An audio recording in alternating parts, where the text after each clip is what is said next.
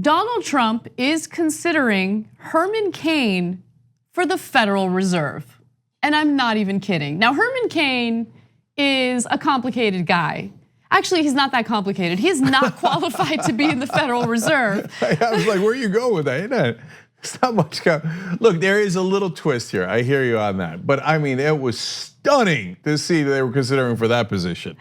We're gonna show you some fun videos featuring Herman Cain. But for those of you who might not be familiar with him, he was a CEO of a major pizza company and then served as an executive for a bunch of other companies. He's a corporate guy. And he ran for president back in 2012, but then he pulled out of the race after there were some sexual harassment and infidelity accusations against him.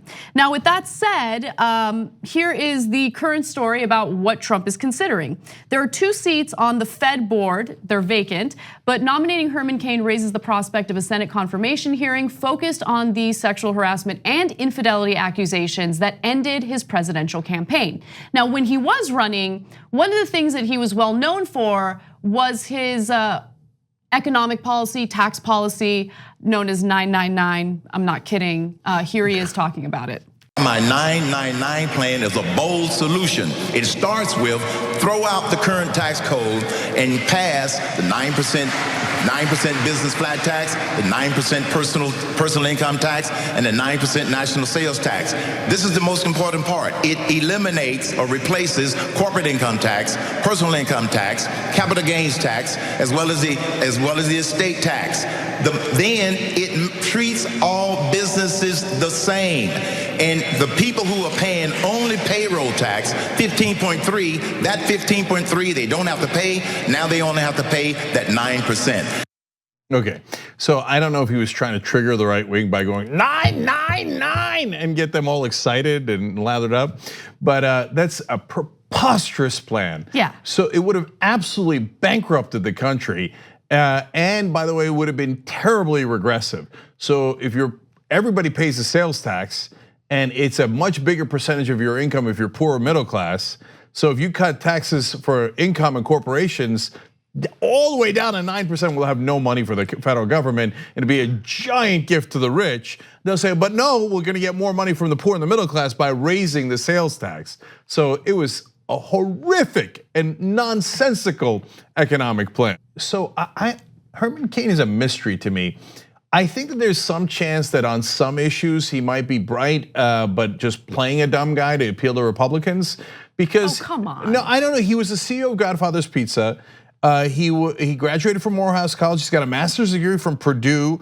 He worked at Coke, Pillsbury. He actually was led the National Restaurant Association in the 1990s. So those are some pretty good qualifications, right?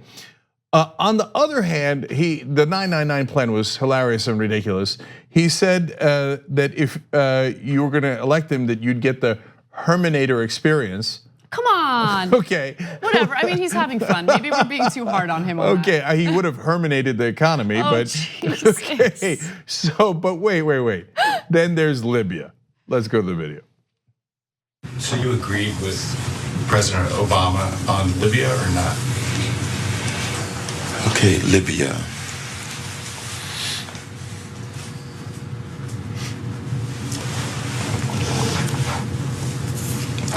President Obama supported the uprising, correct? President Obama called for the removal of Gaddafi. Just want to make sure we're talking about the same thing before I say, yes, I agreed, I know I didn't agree. I do not agree with the way he handled it for the following reason. No, that's a different one.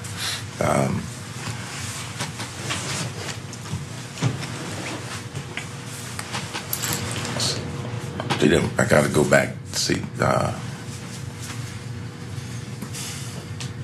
all this stuff twirling around in my head. No, you don't. Yeah, apparently you know.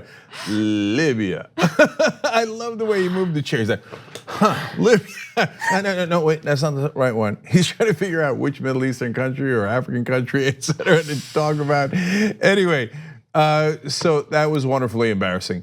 But shockingly, it turns out that from 92 to 96, he served as director of the Federal Reserve Bank of Kansas City. I nearly fell out of my chair when I read that.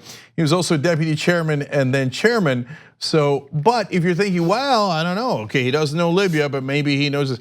You know what his proposal was during the presidential campaign, other than 999? It was to return to the gold standard. Oh, come on. No, come on, we're not having this conversation. They're trying to put him up for the Federal Reserve Board. No, this is madness. Look, no, it isn't maybe. It's definitely me being biased, so I wanna be honest with the audience. I don't trust anyone that Trump would even consider for these vacant seats in the Federal Reserve. And it's specifically because of what Trump has said on the record about the behavior of the Federal Reserve. So the Federal Reserve has been very incrementally raising interest rates, which it should do. I mean, banks, since the economic crash, have been getting free money from the government. And so the inflation is obviously an issue. So the Federal Reserve comes in and very carefully and in a very calculated way has been incrementally increasing the interest rates. Okay, Trump hates that because the stock market is so finicky that the second the interest rate goes up a little bit, the market goes down, but it's super temporary. And Trump knows that everything in his presidential career is a house of cards, and he keeps referencing how well the stock market is doing. So once the stock market suffers a little bit, he freaks out. He almost wanted to fire Jerome Powell, who's the head of the Federal Reserve. So my point is, he just wants people who are gonna do his bidding, because for Trump, the Federal Reserve is part of his giant vanity project. Yeah, and it's also part of a Republican plan. It goes back all the way to Richard Nixon, and they've even found memos about it where they say that, hey, look, when we're in office, just inflate the economy because we want to do as well as we possibly can. Spend more, cut taxes, and ease up on interest rates with the Fed.